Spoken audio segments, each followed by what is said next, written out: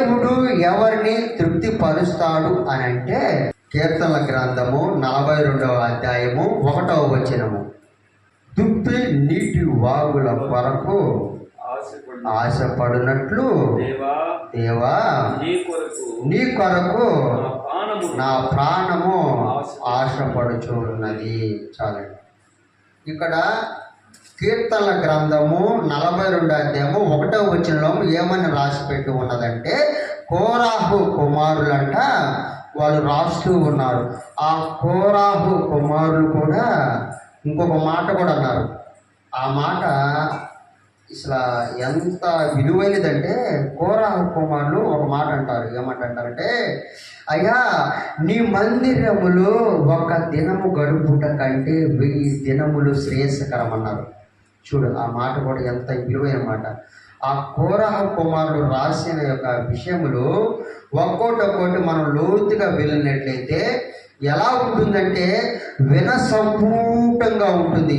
ఆ యొక్క మాటలు వాళ్ళు రాసిన విధానాన్ని మనం ఆలోచిస్తూ ఉంటే, చాలా లోతుగా ఆలోచిస్తే ఎలా ఉంటాయంటే చాలా తెలివిగా జ్ఞానంగా రాసినట్లు ఉంటుంది. వాళ్ళు రాసిన విధానం ఎలా ఉంటుందంటే దేవుని యందు ఆశపడే విధంగా రాస్తారు. వాళ్ళు దేవుని యందు ఏదో ఆశపడుతూ, దేవుడు మాకు ఏదో ఇస్తాడు, దేవుని యందు మేము నడవడికలో ఉంటే ఆయన మేము ఆశ కలిగిన ప్రాణాన్ని తృప్తిపరిచే విధంగా దేవుడు ఏమంటారంటే అంటున్నారు. కోరాహు కుమారులు కూడా ఇక్కడ ఏమంటున్నారంటే, అయ్యా దుప్పి నీటి వాగుల కొరకు ఏ విధంగా ఆశపడుతుందో మా ప్రాణం కూడా అలా ఆశపడుతుందయ్యా. ఎలా ఆశపడుతుందంటే, దుప్పి అంట, ఆ దుప్పి ఒక దగ్గర ఉన్నప్పుడు 1 కిలోమీటర్ దూరంలో ఉన్న నీటి వాగులకు ఆ ఇంపైన సువాసన దానికి తగులుతుందంట. ఎలా తగులుతుంది? ఆ దుప్పి నీటి వాగులు ఈ దగ్గర ప్రాంతాలు ఎక్కడ ఉన్నది, నీటి వాగులు ఆ నీరు పారుతున్న ప్రదేశం ఎక్కడున్నదని ఆ దుప్పి అంట ఒకసారి ఎదురు ఇంపైన సువాసనగా ఆ వాసన పడగొడుతుందంట. ఇది దుప్పి ఎలానైనా దుప్పి ఏం చేస్తుంది? నీటి వాగుల కొరకు ఆ వాసన ఏం చేస్తుంది? పీలుస్తూ ఉంటుంది. ఆ పీలుస్తున్నప్పుడు ఆ ఇంపైన సువాసన కంట, ఆ గాలి పీలుస్తూ వదులుతూ ఉన్నప్పుడు ఆ ఇంపైన సువాసన కంట ఆ దుప్పంట పసి కడతదంట. ఏమంటదనైనా పసి కడుతుంది. ఏమంటే ఈ దగ్గరలో నీటి వాగులు ఉన్నాయి, ఈ దగ్గరలో నీరు ఎక్కడ ఉన్నదని చెప్పి అది ఏమి చేస్తుందంటే ఆ దుప్పి అనేది ఆ యొక్క వాసన కట్టిన తర్వాత, పసి కట్టిన తర్వాత అక్కడికి వెళ్ళి ఆతృతగా ఆ నీటి వాగుల దగ్గరికి వెళ్ళి తన యొక్క దాహాన్ని తీర్చుకుంటుంది. ఆ విధంగా కోరాహు కుమారులు అంటున్నారు, అయ్యా దుప్పి నీటి వాగుల కొరకు అరణ్యములు ఎలాగైతే ఎదుగుతూ ఉంటుందో మా ప్రాణము కూడా నీ కోసము వెతుకులాడుతుందయ్యా. మా ప్రాణము ఆశపడుతుందయ్యా. నీ యొక్క వాక్యము కోసము మా ప్రాణము విలవిలలాడుతుందయ్యా. మా యొక్క ప్రాణము నీ మాటలు వినాలని ఆశపడుతున్నదయ్యా. నీ మాటలు వినాలంటే ఎక్కడ దొరుకుతుందయ్యా? ఏ ప్రదేశంలో దొరుకుతుందయ్యా? మందిరముకు వెళితే దొరుకుతుందా? ఎక్కడికి వెళితే నీ యొక్క వాక్యము నీటి వాగులు అనేది దేవుని యొక్క వాక్యము. ఏదైనా దేవుని వాక్యం. అటువంటి వాక్యమును దేవుడు ఏం చేశాడు? మనకు అందుబాటులో దేవుడు మనకి ఇచ్చినందుకు ఒక్కసారి దేవుని యందు ఒక్కసారి చప్పట్లు పడండి. ఎందుకంటే దుప్పి తన యొక్క దాహం కోసం పరిగెడుతూ వెళ్తుంది. కానీ మనకు అందుబాటులో దగ్గరలో ఆదివారం దినం మందిరాల్లో కానీ దైవ సేవకులు కానీ ఎక్కడైనా సరే మనకి ఎలా ఉంటుంది? ఆ నీటి వాగుల యొక్క వాక్యం అనేది మనకి ఎలా ఉంటుంది? సులువుగా దొరుకుతుంది. ఎలా దొరుకుతుంది అయినా? సులువుగా దొరుకుతుంది. నువ్వేమైనా కష్టపడుతున్నావా వాక్యం కోసమా? వాక్యమును వినేదానికి నువ్వేమైనా కష్టపడుతున్నావా? వాక్యములు దైవ సేవకులు చెప్పినప్పుడు సంపూర్ణంగా వినవలసిన బాధ్యత నీకుంది. నువ్వు ఎక్కడికో వెళ్ళాల్సిన అవసరం, నీ దగ్గరలో ఉన్న మందిరం కోసం వెళ్ళినట్టయితే అక్కడ దైవ సేవకుడు వాక్యం అనేది బోధిస్తున్నప్పుడు ఆ వాక్యము నీలో ఏమై ఉన్నది, ఆ వాక్యము నువ్వు సరి చేసుకునే విధంగా ఉన్నదా, నీలో లోపములు ఉన్నాయా సరి చేసుకునే విధంగా ఉన్నాయా, ఆ వాక్యము నిన్ను తృప్తిపరిచే విధంగా ఉన్నదా అని నువ్వు తెలుసుకునేవాడిగా ఉండాలి. ఎందుకంటే కోరాహు కుమారులు అన్నట్టు దుప్పి నీటి వాగుల కోసం ప్రయాసపడినట్లు మేము కూడా మా ప్రాణము, అలాగే కూడా మన యొక్క ప్రాణం ఏం చేయాలైనా ఆయన యొక్క వాక్యము కోసం మనం ఆశపడే విధంగా ఉండాలి. నేను ఆశపడే విధంగా ఉండాలి లేదు, నేను ఒక్కసారి ఆశపడే విధంగా మేము ఉంటాము అన్నవాడు ఒక్కసారి స్తోత్రములను నేను స్తోత్రములను అలాగే మరొక్కసారి గట్టిగా స్తోత్రాలు చెల్లించుకుందాం. స్తోత్రం. ఎందుకంటేనైనా ఈ యొక్క స్తోత్రాలు దేవునికి లేనిది ఇలువ కట్టలేనిది. ఎందుకంటే ఆ యొక్క దేవుని యొక్క వాక్యము మనకి అతి తక్కువ చేరువలో సులభంగా ఉచితంగా దేవుని యొక్క వాక్యం మనకి దొరుకుతూ ఉన్నది. మనం దుంపిలాగా అడవిలో పరిగెట్టాల అవసరం లేదు. మనకు అందుబాటులో మన దగ్గరలోనే ఆ నీటి వాగుల కలిసిన వాక్యమును దేవుడు మనకి అందిస్తూ ఉన్నాడు. అలాగే కాస్త ముందుకు వెళ్ళినట్లయితే ఇక్కడ ద్వితీయోపదేశ కాండం 8వ అధ్యాయము 7 నుంచి 10 వరకు ఏం చెప్తున్నా అంటే, ఆనాడంట అబ్రహాం గారు ఏమన్నారు తెలిసిన, మా పితరులు నివసించిన స్థలము కానాను దేశమయ్యా. ఆ కానాను దేశమునకు వెళ్ళాలని అబ్రహాం అంట ఎంతో ఆశపడేవాడంట. ఎలానైనా ఒకసారి నా చర్చలు ఉన్నాయి మంచి వాక్యం. ఎందుకంటే దేవుడు ఎవరిని తృప్తిపరుస్తాడంటే ఇక్కడ గ్రంథములో 3 చూపిస్తున్నాడు. 1 దుప్పి, 2 అబ్రహాంని, 3 మోషే. దుప్పిని నువ్వు ఎవరిచ్చా? దుప్పి ఏ విధంగా ఆశపడిందో దాన్ని తృప్తిపరిచే విధంగా చేశాడు. 2వది అబ్రహాము తన పితరులు నివసించిన కానాను దేశంలో ఆయన నివసించాలని, ఆయన ఉండాలని ఎంతో ఆశపడ్డాడు. ఆయనంట అబ్రహాం అంటున్నాయినా తన కుమారుడు చెప్తూ ఉన్నాడు, బిడ్డలారా, నేను చనిపోతే నా శరీరం యొక్క పార్థివ దేహాన్ని ఏడ తీసుకెళ్ళాలనైనా కానాను దేశానికి మీరు వెళతారు. దేవుడు ఆనాడు ఆజ్ఞాపించాడు. ఏమని ఆజ్ఞాపించాడు? అయ్యా అబ్రహాము, నీ తదనంతరము నీ యొక్క వారసుడిని నీ యొక్క ఎక్కడికి తీసుకెళ్తానో తెలుసా? పాలు తేనెలు ప్రవహించే కానాను దేశానికి తీసుకువెళ్తా అన్నాడు. అబ్రహాముకు మాట ఇచ్చినట్లు, అబ్రహాము ఆశపడినట్లు ఈడేం జరుగుతుంది? ఆయన ఆశ కలిగిన ప్రాణాన్ని ఏం చేశాడు? దేవుడు తృప్తిపరచాడా లేదా? తృప్తిపరచాడు లేదా? కానాను దేశానికి దాదాపు ఇశ్రాయేలు జనాంగాన్ని తీసుకువెళ్తున్నాడు. దాదాపు 38 ప్రాంతాలు, దాదాపు 40 అవుతుంది. అంటే 40 ప్రాంతాలు తిప్పుకుంటూ తీసుకువెళ్ళాడు. ఆ ప్రాంతాలు తీసుకుంటూ వెళుతూ ఉంటే 40 సంవత్సరాలు పట్టిందంట. ఒక దగ్గర అయితే 38 సంవత్సరాలు అంటే అణిచివేశాడు. ఎందుకు తెలుసా? కొంతమంది జనాభాని అక్కడికి పంపిస్తే వాళ్ళు పోయి, అయ్యా అక్కడ పోతే మనం చచ్చిపోతాం, అక్కడ నివసించేదానికి సరైన మార్గాలు లేవు ఏమని అని చెప్పి వాళ్ళు అక్కడ పోయి చూసి వచ్చి ఇక్కడికి ఇశ్రాయేల్ జనాన్న కంట ఏం చేశారు? నమ్మకం కలిగించకుండా అపనమ్మకం కలిగించినందుకు దేవుడికి కోపం వేసి ఏం చేశారు సార్? 38 సంవత్సరాలు ఒక ప్రాంతంలో ఉంచాడు. ఎందుకంటే ఆయన కోపం వస్తే ఎలా ఉంటుంది, ఆయన ప్రేమిస్తే ఎలా ఉంటుంది? ఆయన ప్రేమిస్తే అబ్రహామును ప్రేమించాడు. ఎందుకంటే తన కుమారుడు సైతం బలి ఇచ్చినందుకు ఆయన ఆశపడిన విధంగా ఏం చేశాడు? కానాను దేశానికి నీ తదనంతరం వారసులు నేను తీసుకువెళ్తానే అన్నాడు. అదే విధంగా అబ్రహాము ఆశపడిన విధముగా ఆయన చనిపోయినా సరే ఆయన యొక్క శరీరమును ఆయన కుమారుడు ఏం చేశారనైనా కానాను దేశానికి తీసుకువెళ్ళారు. ఆయన ఆశపడ్డాడు. ఆశ కలిగిన ప్రాణాన్ని దేవుడు తృప్తిపరచాడు లేదండి, తృప్తి. అలాగే మోషే కూడా ఫరో దగ్గర ఉన్నప్పుడు ఆ యొక్క జనాభాని, ఆ ఇశ్రాయేల్ జనాన్ని చూస్తూ ఉన్నప్పుడు వాళ్ళు ప్రయాసపడుతూ ఉన్నారు, వాళ్ళ కష్టాన్ని చూస్తూ ఉన్నాడు, వాళ్ళ కష్టాన్ని వాళ్ళ శ్రమలు అన్నీ చూస్తున్నప్పుడు మోషే కంట చూడైనా రగిలిపోయిందంట. ఎందుకంటే మోషేకి ఏమిటి రగిలిపోయిందంటే, ఇప్పుడు మన యొక్క సొంత జనాంగం, మన సొంత యొక్క ఎవరైనా బంధువులు కానీ ఎవరైనా మన అనుకునేవాళ్ళు మన ఎదురుగా కష్టపడితే మనకేమనిపిస్తుంది? అయ్యో పాపం అనిపిస్తుంది. అదే విధంగా మోషే కూడా తన సొంత జనాంగం చూడగానే అయ్యో నా యొక్క ప్రజలు, నా యొక్క బిడ్డలు ఇలాగా పరువు దగ్గర కూలి వాళ్ళుగా ఉన్నారు, నశించిపోతున్నారు, కష్టపడుతున్నారు, గొడ్డి చాకరీ చేస్తున్నారు. కానీ నేను దేవుణ్ణి అడగాలి. అయ్యా తండ్రి, అయ్యా నేను అడుగుతున్నా, ఆశపడుతూ ఉన్నా.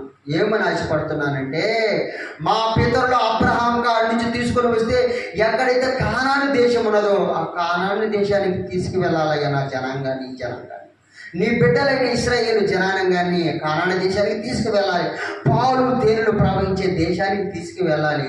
వాళ్ళు నా మాట వినరు, నువ్వు చెబితే వాళ్ళు వస్తారయ్యా. ఎందుకంటే వాళ్ళు మామూలుగా చెబితే రారు. ఎందుకంటే ఈ 40 సంవత్సరాలంట ఎలా హింసించారంటే చూడు, నీటి కోసం హింసించారు, ఆహారం కోసం హింసించారు.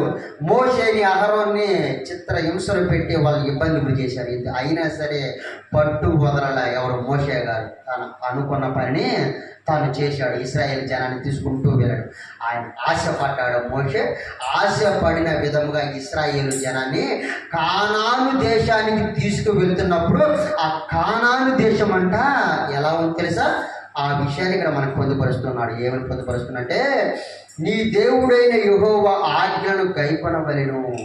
ఎందుకంటే అబ్రహాము మోషే ఆశపడిన విధముగా పాలు తేనెలు ప్రవహించిన కానాను దేశం ఎలా ఉందంటే, ఆయన ఆజ్ఞల అనుసంధానముగా, ఆ ఆజ్ఞలను గైపునే విధంగా, ఆ ఆజ్ఞ అనుసంధానముగా ఏముంటుందంటే పాలు తేనెలు ప్రవహించే దేశం అంటే ఎలా ఉంది ఇక్కడ మనకు తెలియపరుస్తూ ఉన్నాడు. ఏముందంటే, నీ దేవుడైన యెహోవా నిన్ను మంచి దేశంలో ప్రవేశపెట్టును. నిజమేనా? మంచి ప్రదేశంలో, మంచి దేశంలో ఇశ్రాయేలు జనాన్ని తీసుకుని వెళ్ళాడు లేదా? మంచి ప్రదేశంలో వాళ్ళని పెట్టాడు లేదా? నేను అటువంటి దేవుడు మంచి ప్రదేశంలో, మంచి దేశంలో పెట్టినట్లు దేవుడు నువ్వు ఏది అడిగితే నేను అక్కడ ఉంచడా? నీకు ఉంచడా? నిన్ను ఎక్కడ ఉంచాలో అక్కడ ఉంచుతాడు. నువ్వు ఏది అడిగితే అది నీకు ఇస్తాడు. నువ్వు ప్రార్థనలో నీ ఇరుకులు, ఇబ్బందుల గురించి అడిగితే ఇవ్వడా? తండ్రి నాకు ఇక్కడ ఇబ్బందిగా ఉన్నది, ఫలానా దగ్గరికి తీసుకువెళ్ళాయనంటే దేవుడు నిన్ను అక్కడికి తీసుకెళ్ళి వెళ్తాడా లేదా? నీ ప్రార్థన అనే మొరని వింటాడా లేదా? అలాగే దేవుడు నీ ప్రార్థన మొర ఈ క్షణమును ఇప్పుడే వినే విధంగా ఒక్కసారి దేవుడిని మహిమ పరిచే విధంగా ఇంకొకసారి చప్పట్లు కొట్టున్నాయి. ఎందుకంటే ఆయన నువ్వు మహిమ పరిస్తే ఈ వాక్యము ద్వారా నేను అడుగుతూ ఉన్నాడు. బిడ్డలారా, మీరు ఏదైతే ఆశపడతారో అది నేను ఆశ కలిగిన ప్రాణాన్ని నేను తృప్తిపరుస్తాను. అంతేకాదు, ఆశ కలిగిన ప్రాణాన్ని దేవుడు తృప్తిపరుస్తాడు లేడా? తృప్తిపరచాలి అని అంటే నువ్వేం చేయాలి? ఆశ కలిగి అడగాలి. ఆశ కలిగి అడగాలి లేదా? నేను అడగను అని అంటే ఆయన కూడా ఏం చేయలేడు. అంతేకాదు, నేను ఒక్కోసారి విషయంలో ఆశ ఉంటుంది, నిరాశ ఉంటుంది. ఆశ ఉండొచ్చు, అత్యాశ ఉండొచ్చా? కానీ మళ్ళా ఇంకోటి ఉంది. ఈ ఆశ నిరాశకు మధ్యలో ఇంకోటి ఉంది తెలుసా? అత్యాశ. అత్యాశ అనేది ఎలా ఉంటుందంటే, నువ్వు నీ శ్రమకు తగ్గట్టు ఫలితం అడుగు, అంతేగాని నీ శ్రమకు మించిన ఫలితము నువ్వు అడిగినట్లయితే దాన్ని ఏమంటారు? అత్యాశ అంటారు. నేను ఒకటేసారి కోటీశ్వరులు అవ్వాలి, నేను ఒకటేసారి లక్షాధికారిని అవ్వాలి, నేను ఒకటేసారి చాలా ఎత్తుకు వెళ్ళాలని అంటే అది ఎత్తలే అత్యాశకు దారి తీస్తుంది. అటువంటి అత్యాశ నీలో ఉండకుండానట్లు నీ యొక్క ఆశ ఎలా ఉండాలంటే, దేవుణ్ణి గోజారి ఆయన మహిమ పరిచే విధంగా నువ్వు ఆశ కలిగిన వాడివైతే ఈ క్షణమున దేవుడు నిన్ను తృప్తి పరిచే వాడిగా దేవుడు నిన్ను చేస్తాడు. మరొక్కసారి చప్పట్లు కొట్టండి దేవుడు. ఇంత విలువైన సమయం దేవుడు మంచి వాక్యమును, ఎందుకంటే ఆయన వాక్యమును మనం వినాలంటే ఎలా ఉండాలి తల్లి? ఆశ కలిగిన వాడిగా ఉండాలి. అక్కడంట అదే విధంగా కిందకి వెళ్ళినట్లయితే అక్కడంట తల్లి చూడు, అక్కడ ఏమవుతుందంటే అది నీటి వాగులను లోయలను జలములను గల దేశము. అదంట నీటి వాగుల యందు ఆ యొక్క లోయల యందు అది ఎలా ఉంటుందంటే నీటి వాగులు అంటే సమృద్ధిగా నీరు దొరికే దేశం అంట. ఏదంటే సమృద్ధిగా నీరు దొరికే దేశం. కొన్ని ప్రాంతాల మీద మంచి నీరు దొరకని ప్రదేశాలు ఉన్నాయి, అల్లాడిస్తుంటారు. ఎందుకంటే ఎండాకాలం వచ్చిందంటే ఎంతోమంది నీళ్లు లేక ఎంతోమంది ఇబ్బంది పడుతుంటారు. వేల కిలోమీటర్లు నడుస్తూ తీసుకొచ్చుకుంటారు. ఎందుకంటే అక్కడికి వెళ్ళినా కూడా పరిశుద్ధమైన వాటర్ ఉండదు, జల్లెడ పడతారు, చెప్తా వాళ్ళు నానా తంటాలు పడతారు. కానీ దేవుడు మనకి అటువంటి ఇబ్బందులు లేకుండా ఏం చేస్తాడు, వాళ్ళకి ఇశ్రాయేలు జనాంగానికి నీటి వాగుల యందు లోయల యందు అలాగే ఎలా ఉన్నానంటే ఊటలు అగాధ జలములు కలిగిన దేశముగా ఉన్నదంట. ఏదైనా నీరు ఒక మాటలో చెప్పాలంటే నీరు సమృద్ధి కలిగిన దేశముగా ఉన్నదంట. అటువంటి సమృద్ధి కలిగిన దేశమును నీకు ఇచ్చినందుకు, ఆనాడు ఇశ్రాయేలు జనములకు ఇచ్చినందుకు, అలాగే ఈనాడు కూడా మనకు కూడా సమృద్ధి కలిగిన ప్రదేశం ఇచ్చాడు లేదు నేను, సమృద్ధి కలిగిన ప్రదేశం ఇచ్చాడు లేదు నేను ఒక్కసారి చూడండి, నేను సమృద్ధి కలిగిన ప్రదేశం ఇచ్చాడు లేదా. మనల్ని ఎక్కడికో అండమానికి జైలుకి తీసుకెళ్ళలేదు, ఎక్కడికో మనల్ని అడవుల్లో పెట్టలేదు, ఎక్కడికో మనల్ని దూర ప్రాంతాలు కారు చీకట్లో అడవులు ఎడారులు ఆడపెట్ట. కానీ అన్ని అనుకూలించిన మనం ఆశపడిన విధంగా ఏదైతే ఆశపడ్డామో ఆ ప్రాంతంలో మనం పెట్టాడు లేదనే. ఆ విధంగా పెట్టినందుకు మరొకసారి దేవునికి స్తోత్రాలు చెల్లించుకునే విధంగా, ఇంకొకసారి దేవుని మహిమ పరిచే విధంగా ఒకసారి చప్పట పడుతున్నాను. ఎందుకంటే ఇటువంటి భాగ్యము ఎవరికి నైనా వస్తుంది నైనా. ఎందుకంటే దేవుని యొక్క నడవడికలో దేవుని నడిచిన వారి బిడ్డలకు మాత్రమే ఒక అవకాశం ఉంటుంది. ఎందుకంటే ఆయన ఆశపడాలంట. అలాగే కిందకు వచ్చినట్లయితే ఆ నీరు కలిగిన మంచి ప్రదేశమే కాక అక్కడంట మంచి పంటలు పండే ప్రదేశం అంట. ఆ మంచి పంటలు ఏమి పండుతాయో అంటున్నాడు అక్కడ చూడండి. గోధుమలు పండే విధంగా ఉంటాయంట, యావలు పండుతాయంట, ద్రాక్ష చెట్లు పండుతాయంట, అలాగే అంజూరపు చెట్లు పండుతాయంట, దానిమ్మ పండ్లు పండుతాయంట. అలాగే కరువు అనేది అక్కడ లేకుండా ఉంటుందంట. ఏదైనా ద్రాక్ష చెట్లు పండుతాయంట, దానిమ్మ పండ్లు పండుతాయంట, అక్కడ యావలు అంజూరపు చెట్లు అన్ని సమృద్ధిగా పండే ప్రదేశములు ఇశ్రాయేలు జనాంగానికి ఇచ్చినట్లు నీకు కూడా అన్ని సమృద్ధిగా ఈ ప్రాంతాల్లో పండే విధముగా, సమృద్ధిగా నీటి యందు సమృద్ధిగా నీ ఆహారము పండే విధముగా కలిగిన ప్రదేశాలు ఆనాడు వాళ్ళకి ఈనాడు మనకి ఇచ్చినందుకు ఆ దేవాది దేవునికి మనము ఏం చేయాలన్నా కృతజ్ఞతలు చెల్లించుకోవాలి లేదా, ఆయన మహిమపరచాలి లేదా, ఆయన మహిమ పరిచే వారముగా మనం ఉంటామని ఒక్కసారి స్తోత్రాలు చెల్లించుకుందాం నాయన. స్తోత్రం స్తోత్రం స్తోత్రం.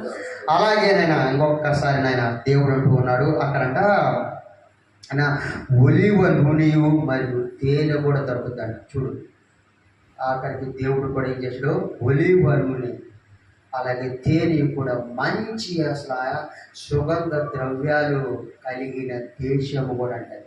ఏనైనా సుగంధ ద్రవ్యాలు కలిగిన దేశము, ఒలివ నూనె తేనెయు అమృతమైనవి కూడా వాడు దేవుడు ఇచ్చాడంటే ఆ కలిగిన దేశము ఎంత వర్ణాతీర్థమైన ప్రదేశం అనేది.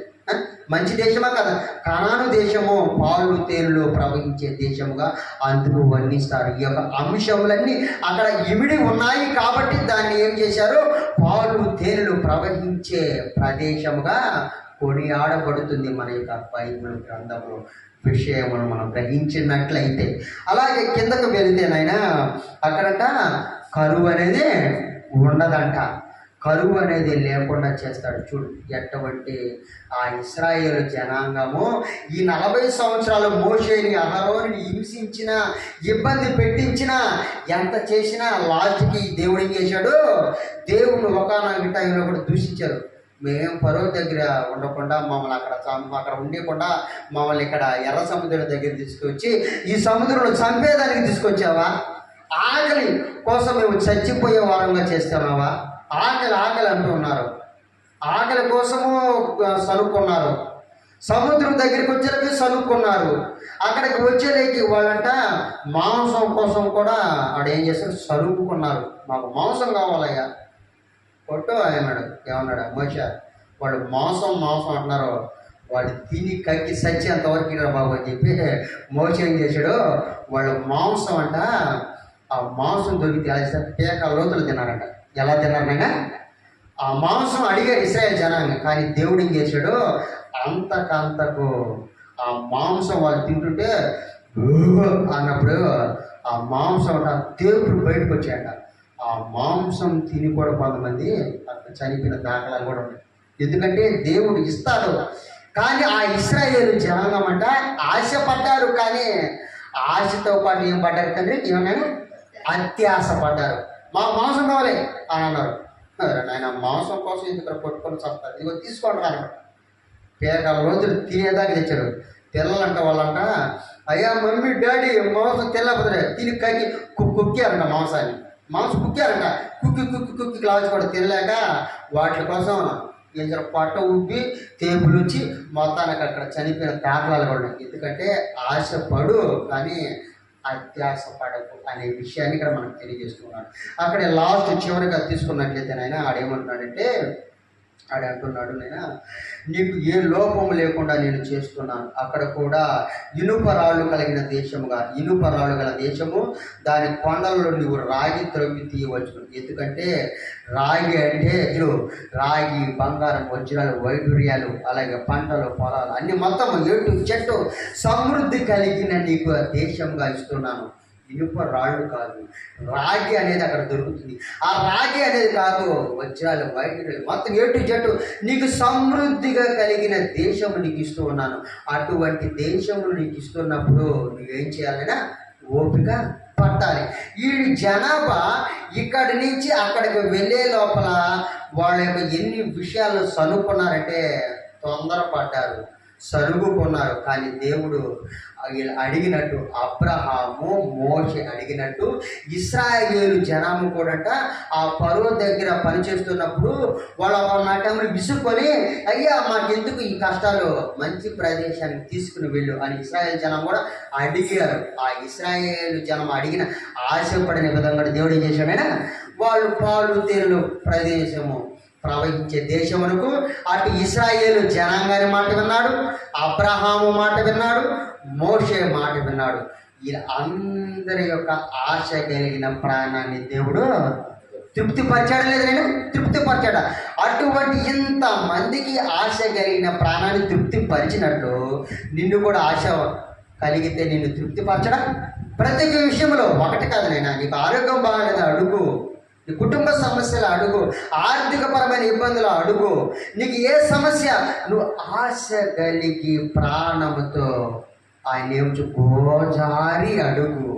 నువ్వు ఆశ కలిగిన ప్రాణాన్ని దేవుడు తృప్తిపరుస్తాడని లాస్ట్ చివరిగా నేను ఒకటే మాట అంటున్నాను. ఏమంటున్నాడంటే దేవుడు కూడా ఫైనల్గా ఒకటే అంటున్నాడు, అయ్యా ఇన్ని అంశములు నీకు ఇచ్చినప్పుడు ఇంతగా నిన్ను మహిమపరిచే విధంగా కేవలం నువ్వు నాకు చేయాల్సిన పని ఏంటైనా నన్ను మహిమపరిస్తే చాలు, నువ్వు నన్ను శృతిస్తే చాలు.